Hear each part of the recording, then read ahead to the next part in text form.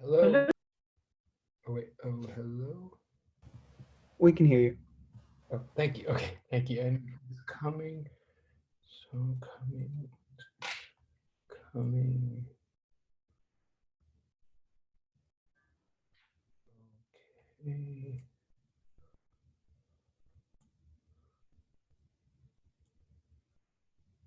Okay. Good morning. Good morning. Thank you. Okay, I'm a little bit okay. We're going to. Thank you. We're gonna.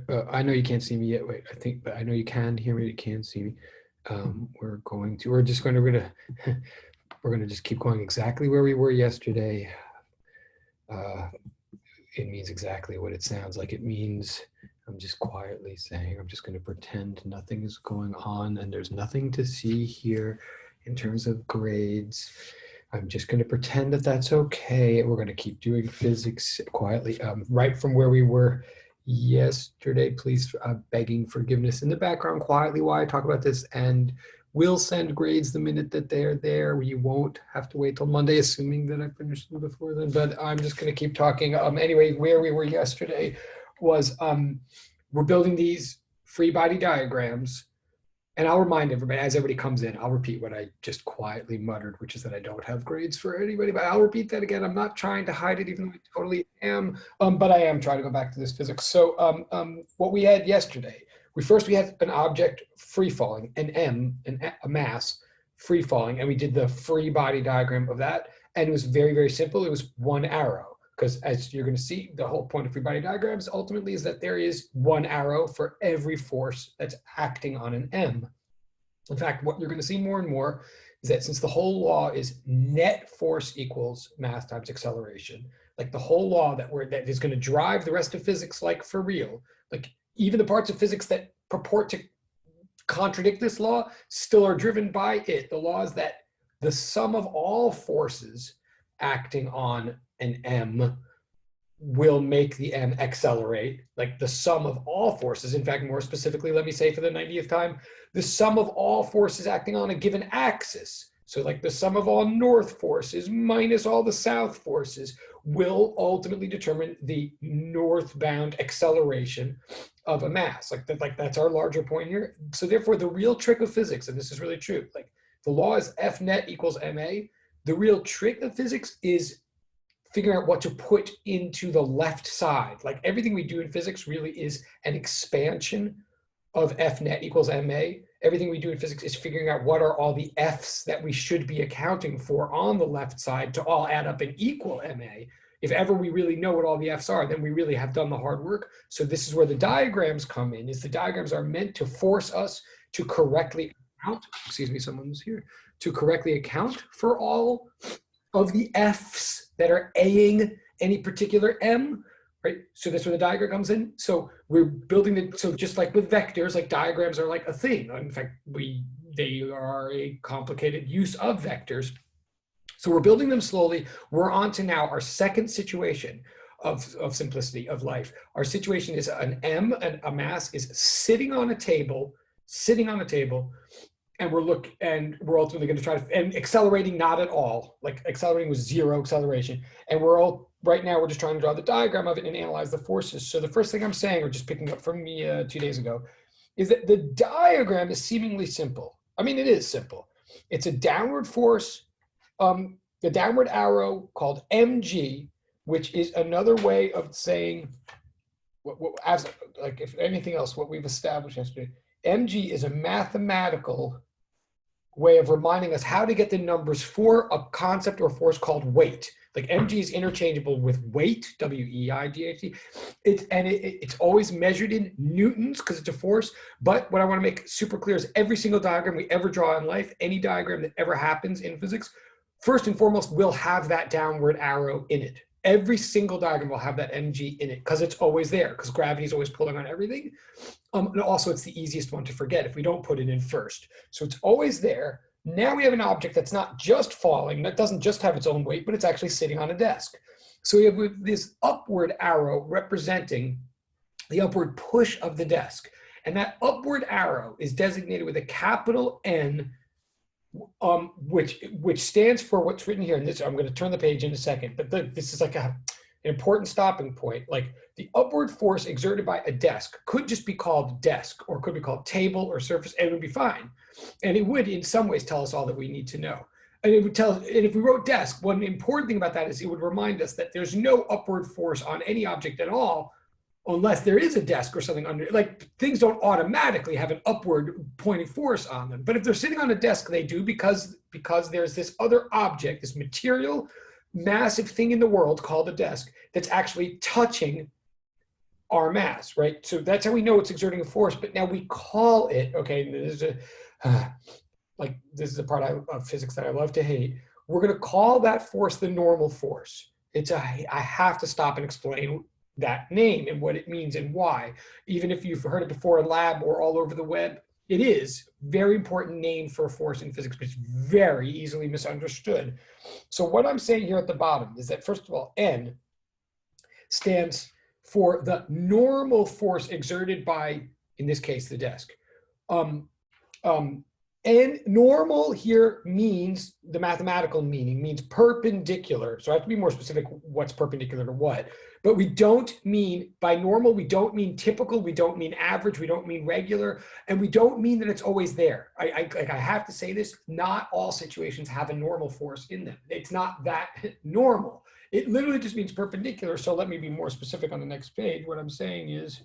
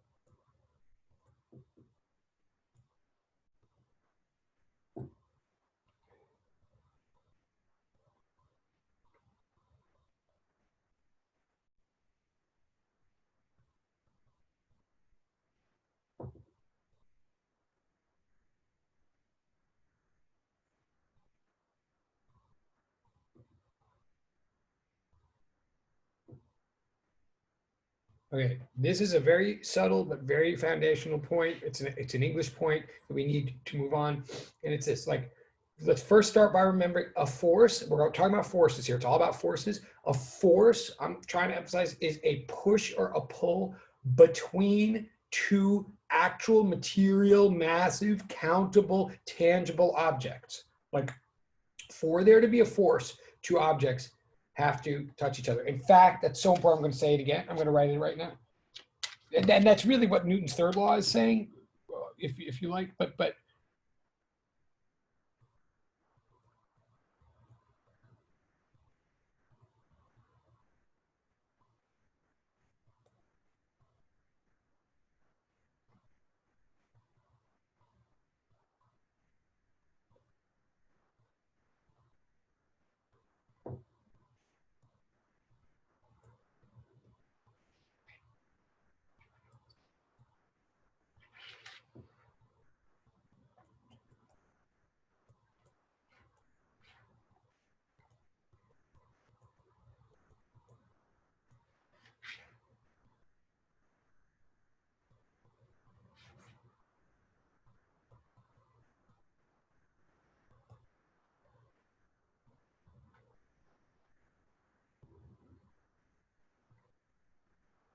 okay, just to remind you again, anytime we say that there's a force, we must mean that there's a push or a pull, like an action, an interaction, an influence occurring between two nameable objects. Like I'm saying this because we're going to get into gravity and all that, but gravity is like very slippery. Gravity is just the word gravity, or even the word weight is just a shorthand between a phenomenon that's occurring between planet Earth, like this thing called planet Earth, or maybe even technically like the center of it, but this thing called planet Earth, and this thing called you or me or a brick or whatever is having weight.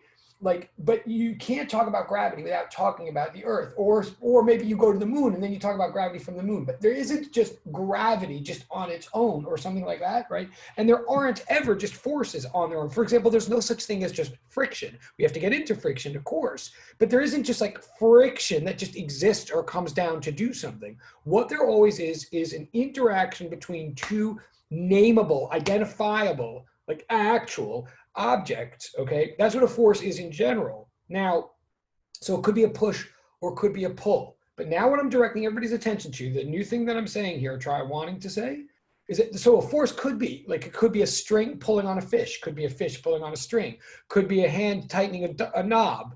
But if and when it happens to be, okay, so back to the other board, right?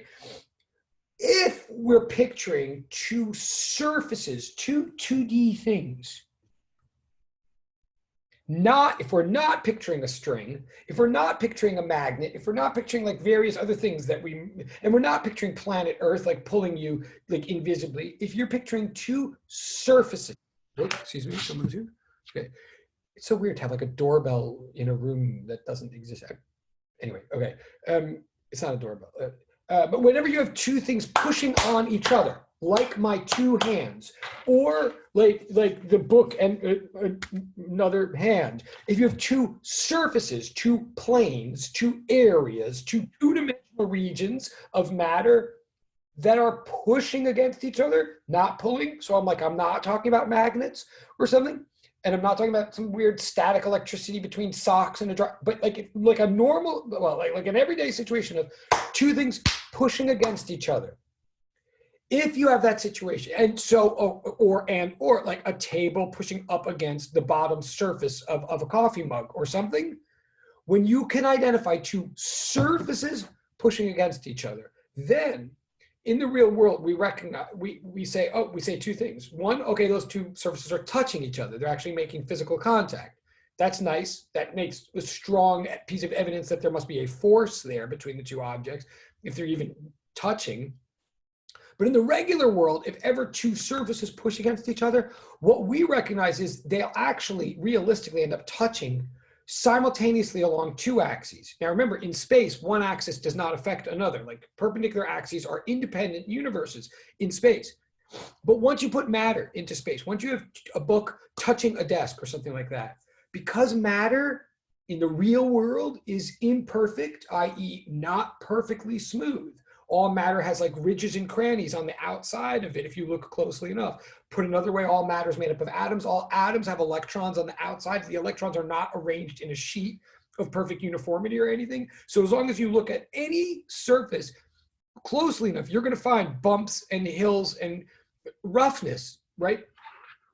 Which means that any two objects that are squeezing against each other at all automatically interlock and start causing a rubbing or resistance along a other axis. This is what I'm trying to say. This is like, and this is new. I mean, hopefully you've thought about this like sort of somehow before, but this is a new point that I'm making in this class, is that when two surfaces push against each other, they also automatically rub against each other, because no surface is actually just a plain smooth surface. All surface is really like a little mountain range or a little English muffin with nooks and crannies, that the minute it comes into contact with another surface, even if it's just trying to squeeze, the nooks and crannies will get interlocked and will make motion along some 90-degree axis, some other axis, difficult. So what I'm saying here is,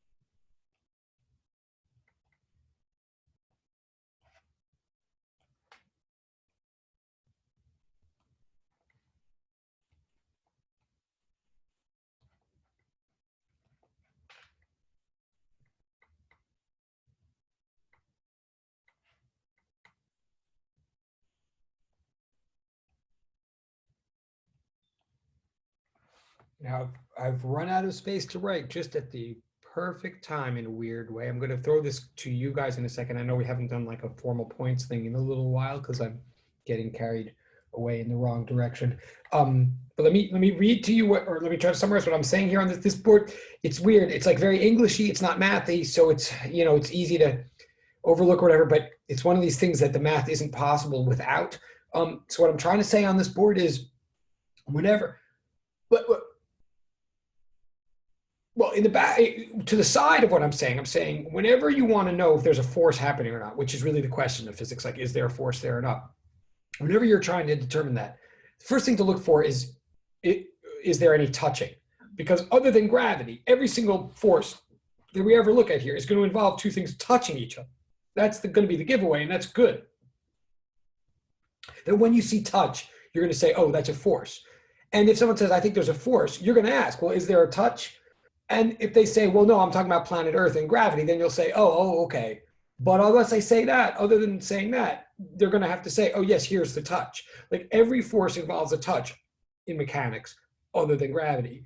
But now what I'm saying is, if two surfaces touch each other in a push way, if you have two surfaces, so not one-dimensional objects, like not strings, for example, but if you have two surfaces, and they push, they don't pull, but they push against each other. Now what I'm saying is whenever you see two surfaces pushing against each other, recognize that if they're doing this, they're automatically also doing that. Like even if you don't see it, even if they look like they're sitting still in that direction, you're going to see.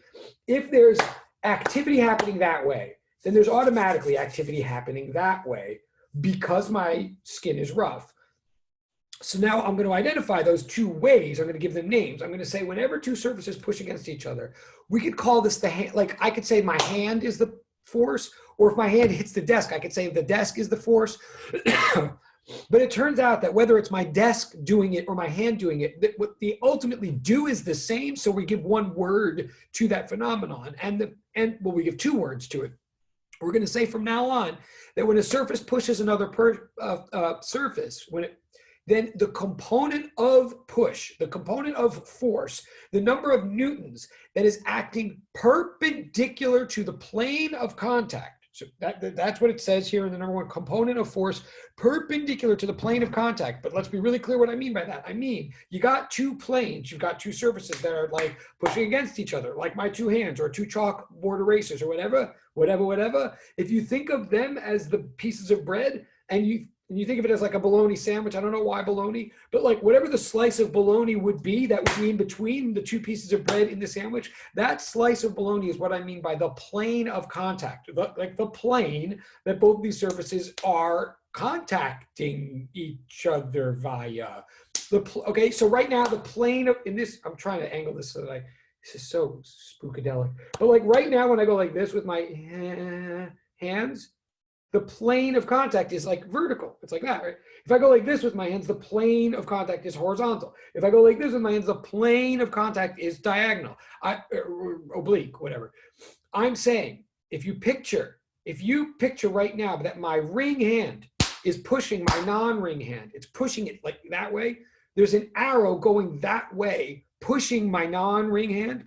That is the normal force, we say, from my other hand.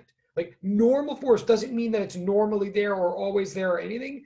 It means that it's a force of push coming from some other surface, and it's the force that's coming perpendicular to the plane of contact. The force that is perpendicular to the plane is what we call normal. It doesn't have to be equal to anything. There's no formula for it or anything, despite what you really might think looking at websites or books. There's no formula that tells you, and I really mean this, that tells you automatically how to get the normal force or anything. I'm just telling you the name of it is normal. But then here's, you'll really know you understand this whole thing. And I'm going to throw this part to you guys. If you're following this at all, and I know it's a lot of English, but when my hands push, the component of force that's this way is what we're calling normal from now on. We would literally say there's a normal force from my ring hand exerted onto my non-ring hand, and vice versa. We would say my non-ring hand is exerting a normal force onto my ring hand. And like we would put that arrow into the diagram of my hand. But now I'm also saying that automatically, since my hands are rough, when that happens, there's also some kind of push that occurs along this axis or this axis. I know that because if I try to rub one of my hands against the other, it's like difficult. And it's actually more difficult the more I'm squeezing my hands together, if you think about it, right? It's my hands coming together that actually makes the rubbing phenomenon. And that rubbing phenomenon is a push parallel to the plane of contact, right? Like if everybody's following me, and we're almost at the bottom of the page, but like if this from now on we're going to call normal force, the other component of the same phenomenon is just that, another component of the same phenomenon. But the other component of this phenomenon has a name that you all know and that I have said already a bunch of times today, but not. So I'm going to throw it to you guys now. This is a lot, but what I'm saying is there's one word missing from my sheet, like what I have to fill in black.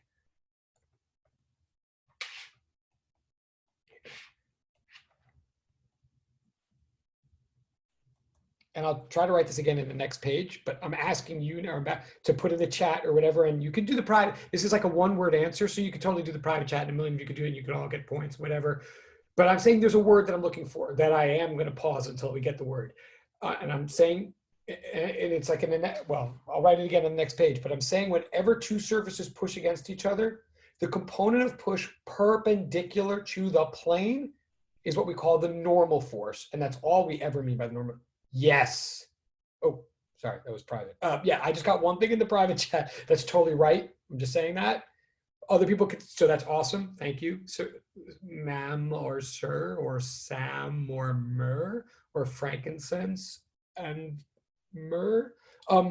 So yeah, so I'm not going to say the answer, but at least one person has now put in the chat, which is awesome. But I'm going to say the question again, because I'm quite sure, it would be easy to have spaced out at this point and not even know what I'm asking. I certainly have. I'm saying if two things push against each other, they actually do two things at once. They push and they rub. The push we call the normal force. The rub we call some other force. And one person has put in the chat already what that word is that I'm looking for, but I'd love it if anybody else wants to. Hold on one second. Hold on.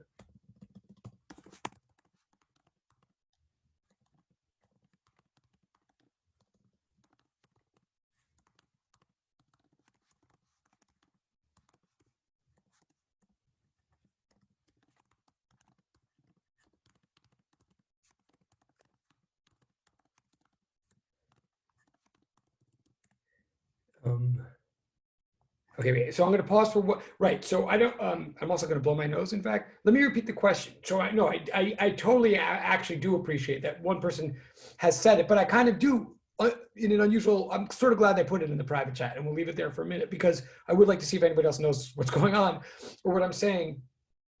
Because again, the whole top, and again, maybe no one can even focus because of the elephant in the room or the donkey in the room, which a lot of me understands, but I have to just keep going with the material anyway. So I am. I'm saying two things push. Then they automatically, if anything in the real world pushes, then it automatically also rubs. This push, and so it doesn't matter how it's angled, but when two things push against each other, they automatically push along each other. The against component, but that's just really two components of one overall phenomenon of surfaces pushing. But when they push against each other, we call that push the normal force, just meaning it's perpendicular to the plane of contact. The other force component, the component parallel to the plane of contact, we have a name for as well. And everybody in the real world knows this name, but they might just not have thought it's what it means. There's a name for the force of any two surfaces pushing against each other parallel to the plane of contact. Maybe actually in 1 minute, maybe someone will, the person who put it in private can certainly go public. I'm going to go blow my nose and give you one more all minute. Actually, I would love it if anybody, even before we put the answer in the chat, because I do want to get everybody caught up here. If anybody wants to put in the chat or say anything that would indicate that they do get the question, they just still don't really know the answer at all. But anything you want to do to let me know that you get the question or that you want the question re-specified or something would help. But I'm going to go blow my nose. That's too much information.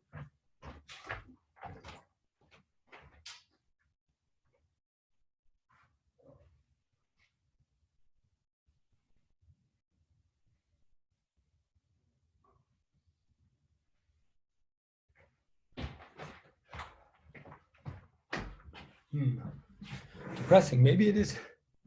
Well, yeah, I guess.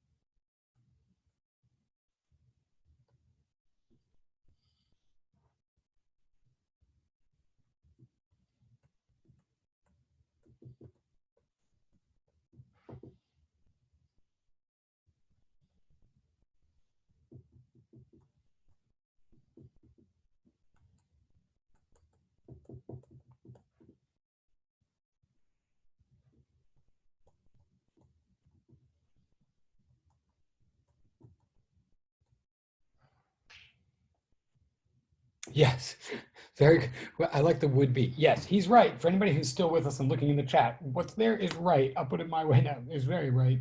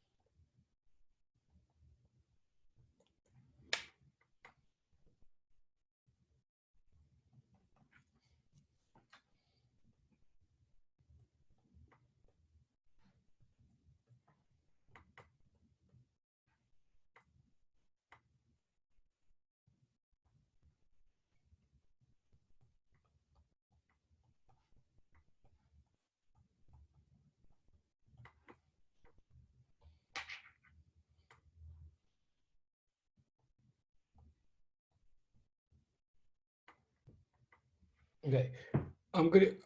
Just is totally right. Um, um, these are kind of important definitions because these are words that they come up all the time in physics, and they're very like easily misused. But just trying to stress one before I move on and show you how we use them in the diagrams.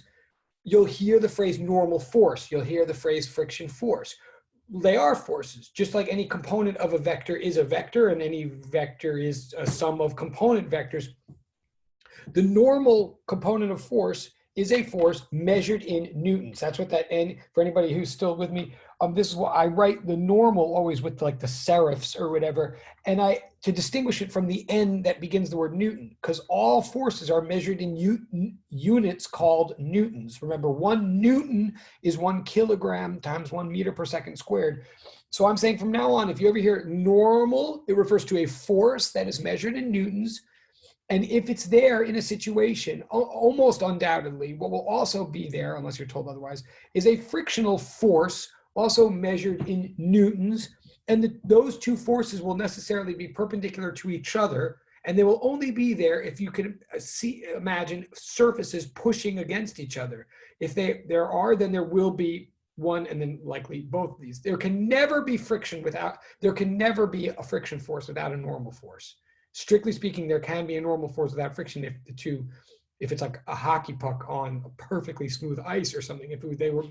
But anyways, we have this. So back now, what am I saying with all this? Back to the free body diagrams then. But thank you, Justin. Yes, absolutely. I don't know if this is clear, but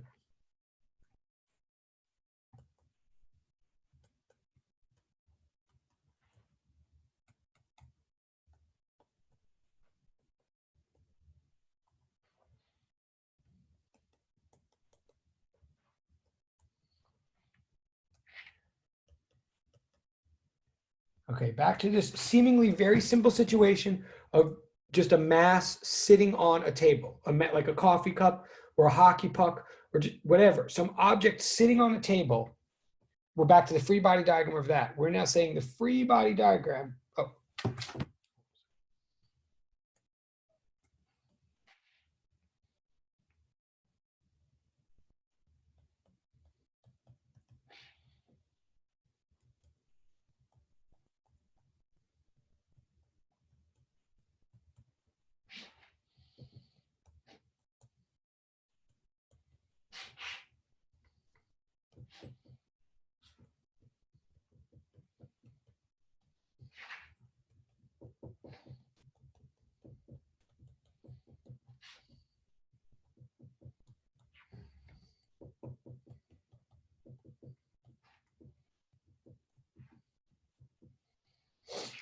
Okay, so remember the point of a free body diagram is we draw for every single force that we believe to be acting on an object. And so the whole point of a free body diagram is we focus all of our attention on the point at the center of some mass, and we focus on that mass point existing at some point of space, at some point of time. We focus all of our attention on that, and we're going to draw an arrow for every force that's acting on that mass. What that means ultimately in English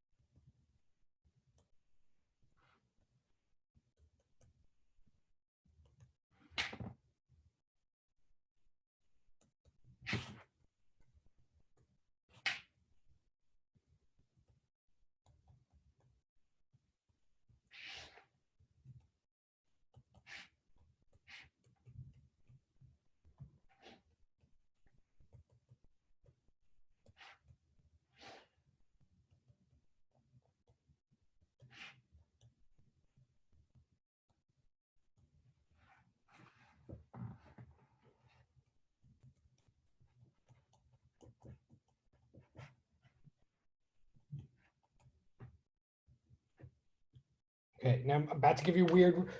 We're going back to the diagram. We're trying to learn how to draw these diagrams in general because they're phenomenally important. Can I say that one more time? The point of the diagram is to draw an arrow for every single force that's acting on an object. The real question, and the real point of the diagram is to force us to correctly answer the question, what forces are acting on an object? Okay, but how do we know that? Like, how do we know what forces to put in the picture? How do we know what arrows to put in? Here's what I'm going to tell you now. I mean, even though, and we're doing this by examples, but I'm telling you the rules of how you know whether forces are acting on an object, how you know whether to put arrows into a diagram is, I'm going to give you a rule, but first I'm going to give you two exceptions to this rule because there are only two. And as long as you know the exact two exceptions and you know the rule, then you'll know every single case of how to do this. So what I'm saying is, first exception to the rule is no matter what, the center of Earth is always pulling down on every single object you could ever imagine, on every earthly object, every M. In other words, there's this thing called gravity, which we're admitting we don't quite know why it works, and it's really exceptional. It doesn't seem to work like anything else, but it's there.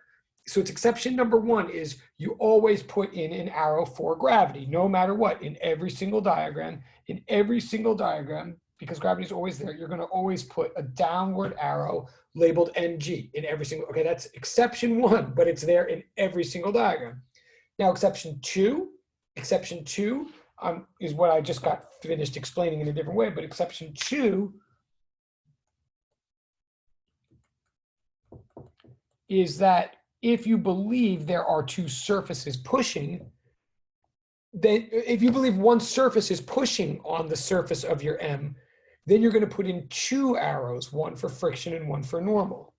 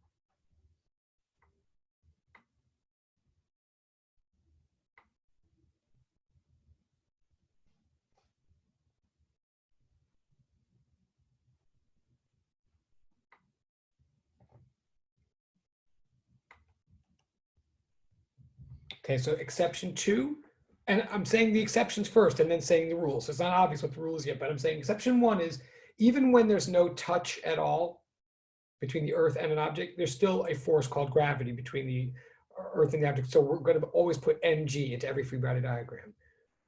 Then exception 2 is if we see any surface pushing against, any rough surface pushing against the surface of our object, of our M that we're studying, if any surface is pushing against it, we're going to say that that push that we're observing and recognizing really will bring with it 2 forces, one called normal and one called friction. So that one touch will bring 2 arrows into our diagram. So exception number 1 is even when we don't see a touch from Earth, we put an arrow in the diagram called mg.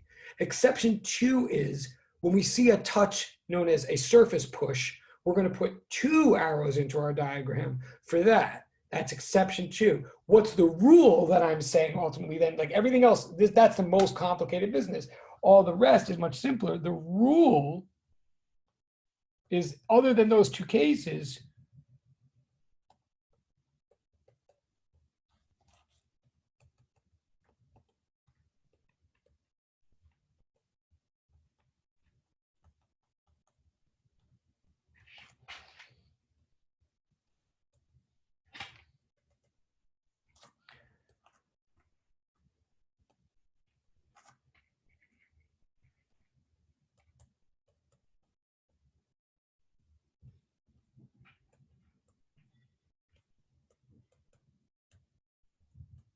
okay, and I will finally now move on to doing this directly, concretely in the pictures. But what I'm ultimately saying is we're drawing free body diagrams that contain arrows that represent forces acting on masses. How we know how to draw those arrows ultimately, the simple truth is whatever is touching our mass, we put an arrow in to represent the direction of that touch. What we're really doing, and this is super important, like how you know that there's a force acting or how you know that there's 7 forces acting on an object. If you're trying to account for all the forces acting on an object, what we really do in classical mechanics, in mechanics physics, is what we do is we look at any object, no matter how complicated the situation, we look at the object and we ask ourselves, what is touching the object? Anything that's touching the object gets an arrow in our free body diagram. And whatever way the thing is touching, the arrow points that way. So if I'm pushing a coffee cup from behind, if I'm pushing it to the right, I have an arrow pointing to the right, blah, blah, blah. Or if I'm pulling a fish to the left with a fishing line, I mean, with like a string, then I have an arrow going whatever direction that string is going. In general, what the diagrams are about is one touch equals one arrow. It's the one touch, one arrow rule. For every touch you could picture in your mind occurring, you put an arrow in the diagram. The 2 exceptions are that gravity is always in there in the diagram, even though there's no touch. Gravity is the exception that proves its own rule. And whenever surfaces touch each other, they actually touch each other in 2 ways simultaneously because of the roughness of surfaces. So whenever we have a rough surface pushing on another, we put in 2 arrows. That's okay. That's the whole, but that accounts for everything in physics 203 and 204. Just want to make it clear, and I'm going to go back. But I'm saying from now on, these diagrams become the everything. And like if you don't catch the train at the beginning of where the diagrams came from, it's easy to miss a lot. These diagrams, whenever we see them with arrows, every arrow represents a touch, except for gravity, which is just always there. And be aware that some touches come in pairs. But all right, so now, having said that, I know that it's like all abstract, but the basic thing is the one touch, one arrow rule. Whenever you see an arrow in one of these diagrams, you should be picturing, oh, that's some kind of touch, like physical contact. And again, the real exception is gravity. But all right, so what does this do for us? So this back to our diagram then. So back to the mass on the table. What time is it? Oh, unfortunately for you, we still have time. Okay, I know this is torture.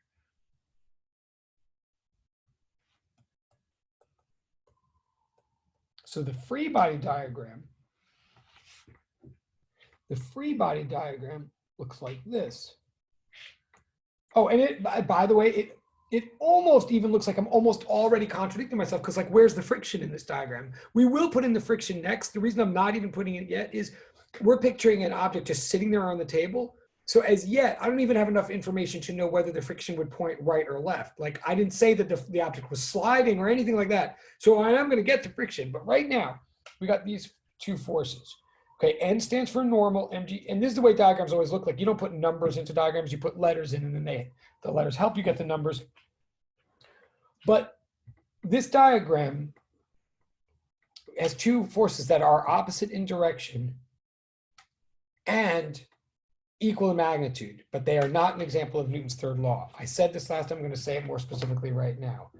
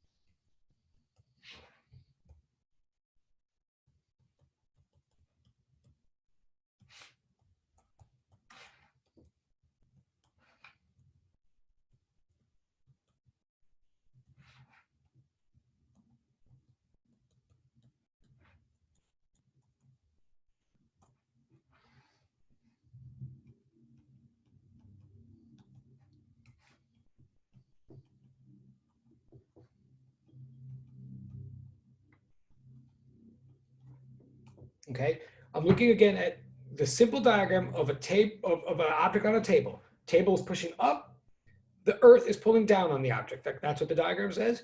And when I'm pausing now, before we go any further in any more complicated diagram, I'm saying, okay, we got two forces in this diagram. They're clearly opposite in direction, like one's going up, one's going down. And the two arrows that I drew look pretty similar in size. I was just sketching. Hello, yeah. Well, they're pretty similar in size. In fact, I'll even admit that, if I were being super, super perfectly careful, they would, in fact, be absolutely equal in size. However, that leads to a lot of misunderstandings that I want to straighten out right now. Those two forces are equal and they are opposite, but they are not what we would call an action-reaction pair. This is not an action and a reaction. These are both actions, so to speak. This is what I want to make clear right now. Like, for every action in the world, there is a reaction. Very importantly, according to Newton's third law. For every action, there is an equal and opposite reaction. There is at least one action in this picture, but what there is in this picture is two actions. There's not an action-reaction pair. What I mean is that, this is always the way these pictures work. What I mean is, so I could ask, and this is what I do on exams. I do. I mean, people do. I could ask, given this picture, given this situation, given this free body diagram, I could say to you as a student, or someone could say to me, list all the action-reaction pairs implied by this diagram. Like that's what I'm writing here. Or write out what are all the action reactions dictated according to the law by this situation. What I'm going to tell you, I'm going to do that right now. It's English again, sadly. But what I'm telling you is the number of arrows in any diagram is the number of actions in that diagram. And for every action in a particular diagram, there exists a reaction in some other diagram. That's what I want. It's very easy to lose sight of this, but I'm saying that no diagram itself ever contains the action and the reaction. Diagrams are of the actions. In other words, so for every force, for every arrow in a diagram, there is the opposite side of that force, the counterforce, somewhere else. The number of arrows in the universe must be even. The number of forces in the universe is even. The number of forces acting in any given diagram on any given object could be odd or even. Otherwise, objects would never accelerate. So what I'm saying specifically, if I asked on an exam, what are all the action-reaction pairs implied by this picture that we have here? Or again, by an object sitting on a table, what we have here is action number for each force, each arrow is a pair unto itself. It is an action unto itself. In other words, action number one is the earth. We did say this before, but the earth pulls down on M. That's an action. That's what gravity means. The Earth is pulling down on M, right? And that would be true if M were in free fall or not. Like the Earth is pulling down on M no matter what M does, whether it's free falling or it's on a table, the Earth pulls down on it.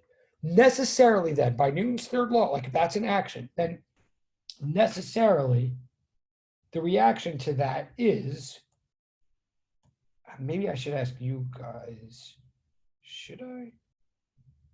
I'm scared to, because I don't actually want to, if someone gets this wrong, it's very fair, but I don't want to embarrass. So anyway, the action is that Earth pulls, you can put in the private chat, anybody who wants to, when the Earth pulls down on the M, the reaction to that is that M pulls up on the Earth, pulls up.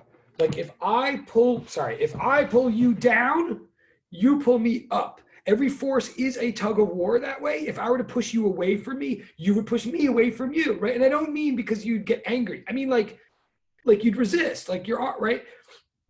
So the reaction, so if a pull is an action down, if an action is a pull down, then the reaction is a pull up. It could never be a push up or something like that. If you watch the English, it wouldn't make sense. So what I'm saying so far is this whole thing that I just wrote, this whole thing is the law, this whole number one that I just wrote out is the long expanded action reaction description of the one force that we call mg. That's one of the arrows in this picture, right? None of that has anything to do with the desk or the normal or anything. In other words, all of that would be true even if some object was just free falling.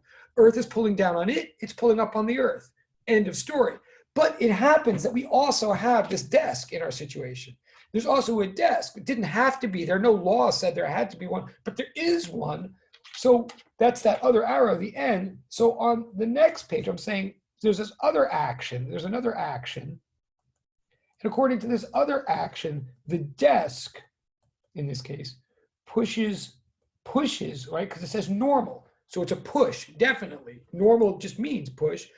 The desk pushes up on M. That's what the normal, whoa, hello, how are you? Whoa. Oh, yeah, okay, this is terrible diving, but this upward arrow that has the N next to it, that N is an abbreviation for the fact that the desk is pushing normally, pushing perpendicularly up on the M. That's the action. And therefore, according to Newton's law, the reaction to that, maybe now I think I do want to pause and ask you guys. This is not easy. It is easy if you're paying attention, but it's not obvious if you're not. I'm saying, according to Newton's third law, if the desk pushes up on the mass, if a desk pushes up on a mass, then very close. So I'm starting to get things in the chat. So I'm going to wait. So I'll say the question. I want to respond. I'm going to be quiet and respond to things in the chat, but let me say the question again to everybody. And I think this is really worth it to everybody because, yeah, like I don't see how you could get this right without paying attention. But even with paying attention, you really have to. I'm saying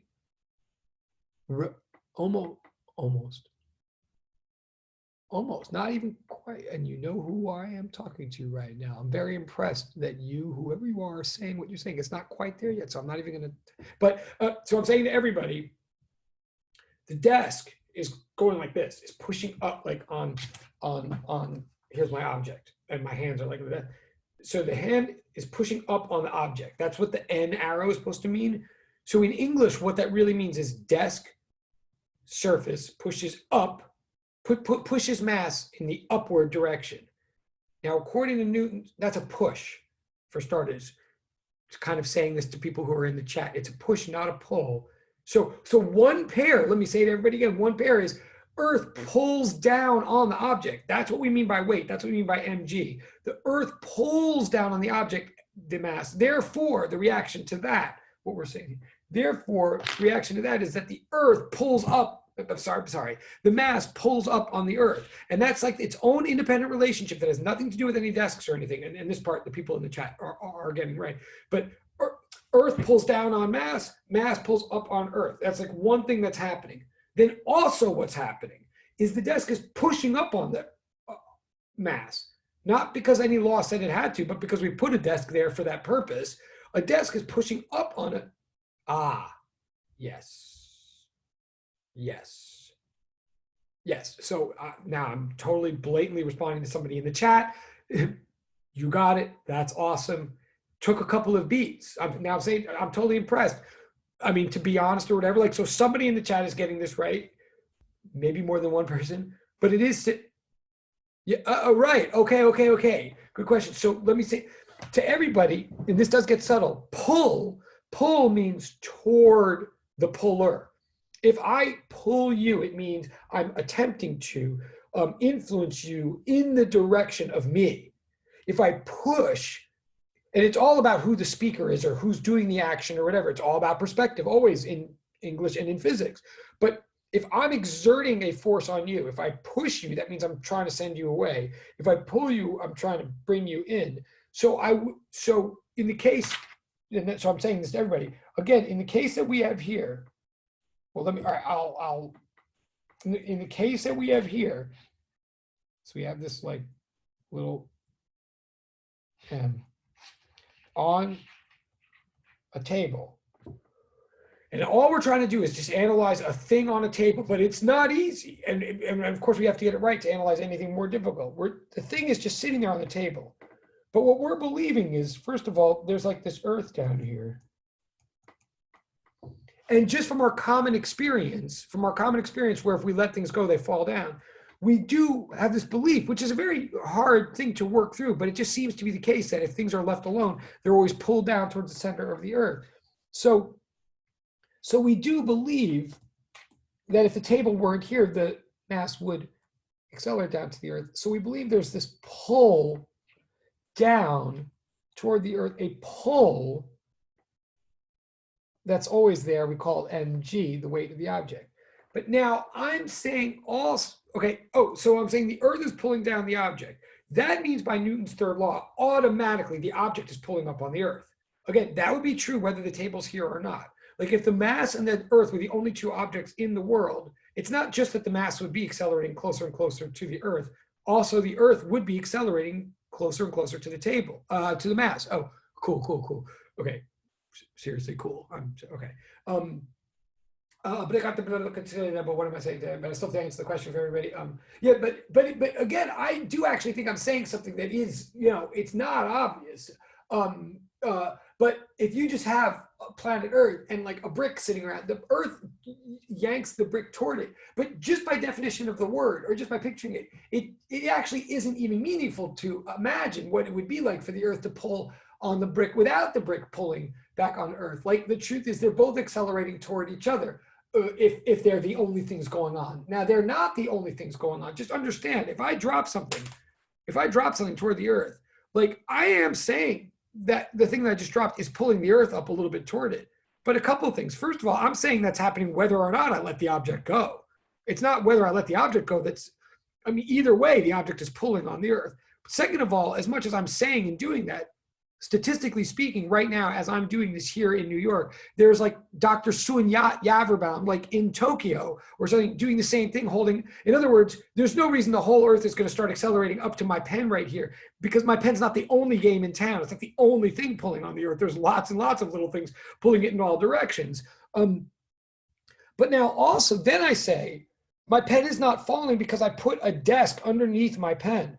I put a surface underneath my pen, and the surface is succeeding in doing what we all believe, which is the surface is pushing up on the pen. Whatever I'm dropping. And we call that a normal force because it's perpendicular to the plane of contact. But whatever it is, the desk is pushing up on the object, like resisting it, sending it away, not trying to get. If the desk were pulling, then everything would be trying to say, and I know the person in the chat gets this. I'm saying this to everybody, but like, presumably the upward force from the desk that's acting on my mass is a push, not a pull.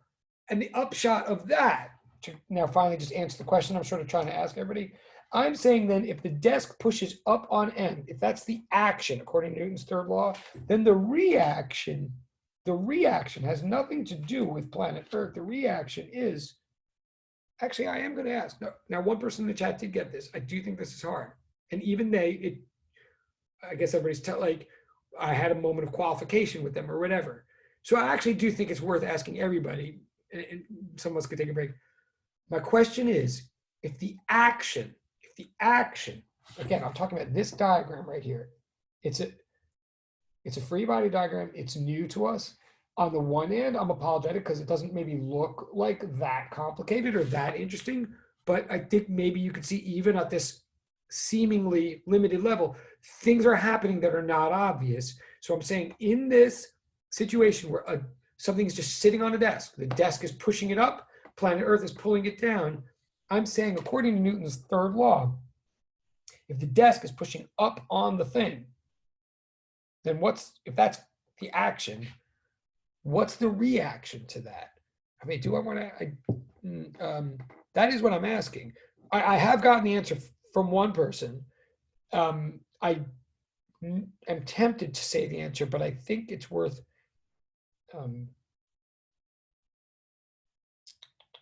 Thinking for a second.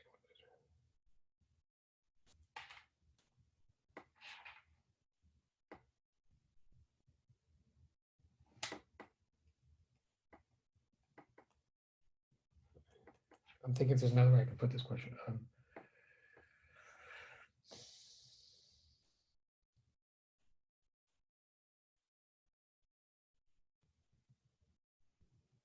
Yeah, I think it is worth somebody getting besides just a couple of us. So I'm going to, how can I write this a different? But I'm saying, remember, there's three laws. We want to know three laws of motion. Each one of them sounds obvious, maybe in a way, but how they really work is not obvious. The first law is what objects do when no forces act on them, or no net force. The second law, the one we're looking at now, is what we expect objects to do when forces do act on them. But the third law tells us the nature of a force, says that a force is a symmetric interaction between two objects, that every action, there's an equal and opposite reaction.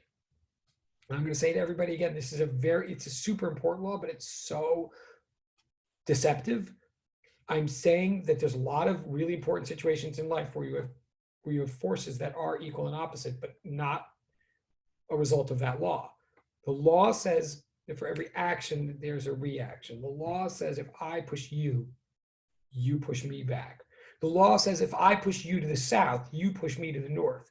The law does not say if I'm pushing you to the north, something. Wait, no, I'll state it again. Well, there's a lot of things the law doesn't say. What I'm asking right now is, according to the law,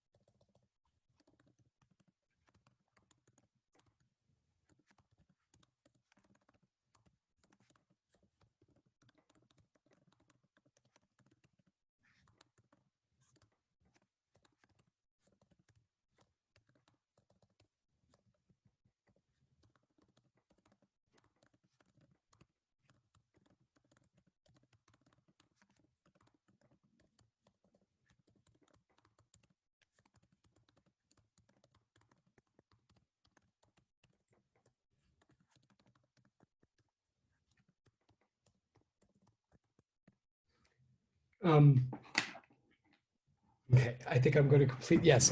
Well, I'll do my usual thing though. Hang on one second. And I know this is all. Hold on. I'm just going to switch to gallery view here for a second. Could I just do my usual thing of just asking? Could anybody who hears me now, regardless of the physics question, whatever, if you hear me now at all, could you do an electronic hand or an electronic acknowledgement of any? Wow, that was fast. It wasn't a ton of people, but it was. And I. Well, right.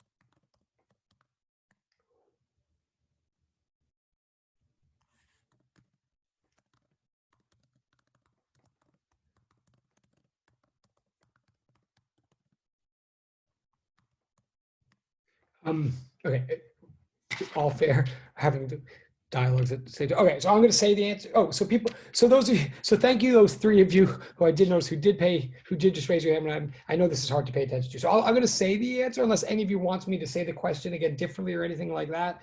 But what I'm saying is, if a desk is pushing us, if a desk is pushing up on a mass, then a mass is pushing down on a desk. Right. It sounds so obvious once I say it. I'm going to write it down again. It sounds so obvious. It sounds like there's no other option. But there's a million other things that one could, in fact, say. I'm saying if a desk pushes up on a mass, then a mass pushes down on a desk. But what I really mean when I'm saying that, and I'll write it down again, is there's no law that says that just because gravity pulls down on a mass, that therefore some normal force must push up on a mass. There's no law that says that. If there were, no masses would ever fall or ever accelerate at all. What I'm really just trying to say, and I'm going to write this and then we're going to move on. I'm trying to say Newton's third law, we're going to use it all the time. For every action, there is an equal and opposite reaction. But if nothing else, what I'm saying is for every action that you find in a free body diagram, there is a reaction in some other diagram, some other object. For every action in a diagram, there's a reaction somewhere else. The action-reaction pair that always must exist never exists in one and the same diagram. If they did, nothing would ever accelerate. It's never a law that if you push me to the east, something else must push me to the west. People always end up thinking that without wanting to, but that's never a law. Otherwise, nothing would ever accelerate. What's a law is that if I push you to the east, you'll push me back to the west. And that is like saying if my mom or my wife says, clean up your room, I will necessarily yell back at my wife, you clean up your room, right? I mean, that's idiotic. I wouldn't actually do that. But let's say that every time my wife said to me, clean up your room, I mean, we have the same room too. I don't even know what I'm talking about. But if my wife said, clean up your desk, and I said, you clean up your desk, I could do that. And let's even assume she would even listen to me. That's fine. But in no way does that affect my desk at all, right? Like she says, you clean up your desk, so now I have to. I could say, you clean up your desk, and maybe she will clean up, but my desk is still, that's the purpose of my analogy. So anyway, I'm saying some, and then I'll move on. Oh, is it like totally? Yes, it is totally.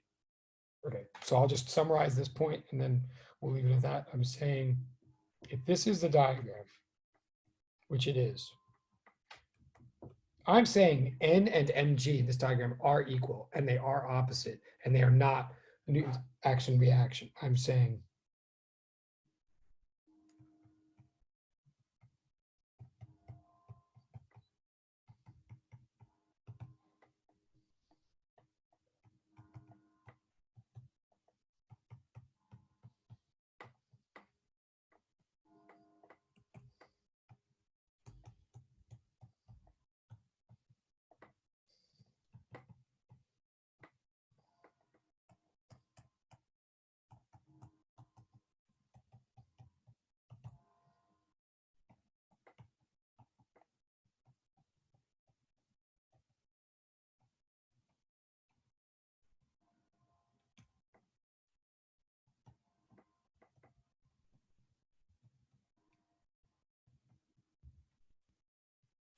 okay, this is just a summary of what I just wrote on the other page, but maybe it's an easier way to see it. This is what the last thing we're saying today. And I do apologize for everything in the universe, except for the cool things for which I take no credit. I take some credit. I'm saying an object sitting on a desk, you got normal force up, you got gravity down. If there's one lesson of today, if there's two lessons of today, it's how to properly understand what the normal force is. And first and foremost, if you're going to understand the normal force, don't understand it as something that automatically comes into combat gravity. It totally does not. You can have gravity without the normal force. That's called free fall, right? But the normal force is just a name for the desk or some surface pushing perpendicularly on an object. So in this case, if you have an object on a desk, if you have the normal force from the desk up and you have the weight of the object pulling down, what we're really saying is that, number one, the earth is pulling down the object while the object pulls up on the earth. And number two, we're saying a desk pushes up on an object while the object pushes down on the desk. That is what we're literally saying. And actually, I lied. If we wanted to write one last thing, we would say this. We would say Newton's second law applies to the mass that is this object. And what we would see from that diagram is that the normal force acting up on the object minus the gravity pulling down on the object would equal the acceleration of the object. And in this case, apparently the acceleration of this object happens to be 0. So that whole right side equals 0. So we can say here in this case,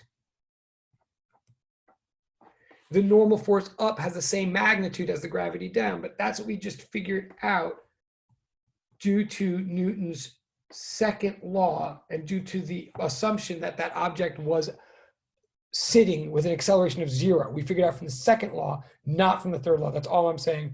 I'm going to leave it at that.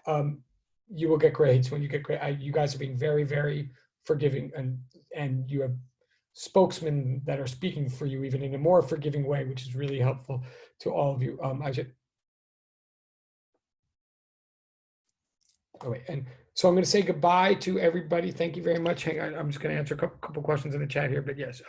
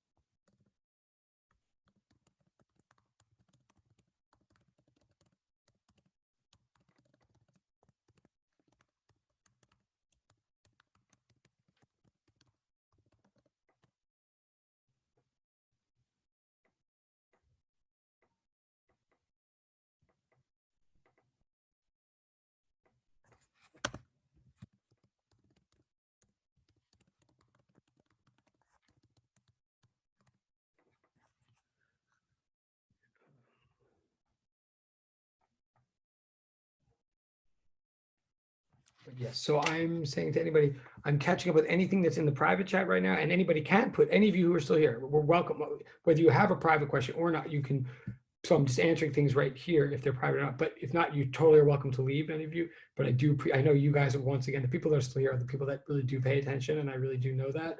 And I do appreciate it. But so you can still hang if you have something, but I'm hanging here to, but you don't have to. You guys can leave, or maybe you did mentally a long time ago.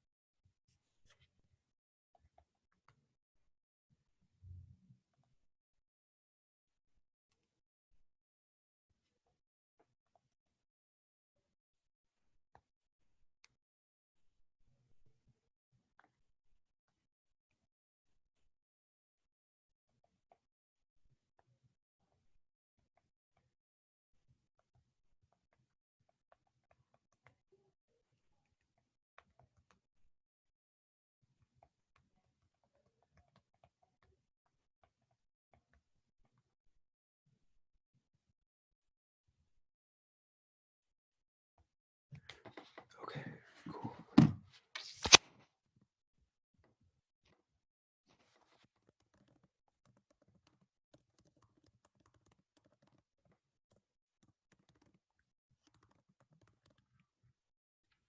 All right, great, awesome.